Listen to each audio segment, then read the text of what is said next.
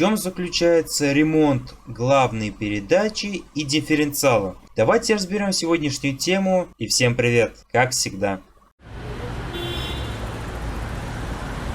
Основные неисправности. Неисправность главной передачи и дифференциал имеет следующие признаки. Первое. Увеличенный шум при движении.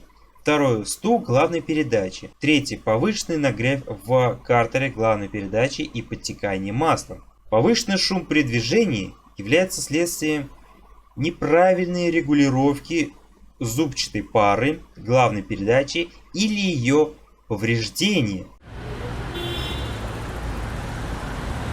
Износ является неправильная регулировка или разрушение подшипников, недостаточный уровень масла в картере главной передачи. Увеличение уровня шума устраняется регулировкой путем подбора регулировочных шайб, замена зубчатой пары или подшипников, долив масла до необходимого уровня. Стук главной передачи возникает при резком изменении скоростного режима вследствие износа опоры поверхностей коробки переменных передач или шестерен дифференциала.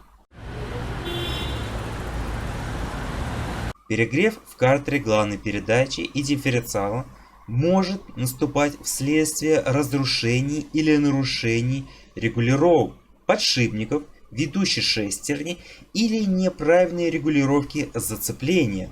Подтекание масла наблюдается вследствие его излишек или нарушений уплотнения, а также ослабевания крепления. По сути, это все, что я хотел вам сегодня рассказать, поэтому кратенько напомню, чтобы не забывали подписываться на мой канал, вам не сложно, а мне приятно, и поставьте, пожалуйста, колокольчик, чтобы всегда быть в курсе последних событий на моем канале. Также поставьте, пожалуйста, лайк, мне будет это очень приятно, а вам не сложно. И напишите комментарии. Вместо того же глупого дизлайка лучше напишите комментарий с пояснением там, где я допустил свою ошибку.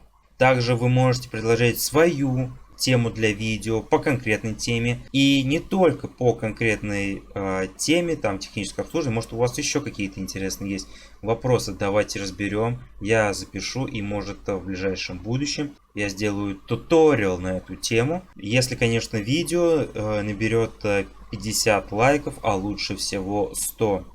Пока что на этом все. Всем спасибо. Помните, дальше будет только интересней. Хорошо смеется тот, кто смеется последним. И всем удачи!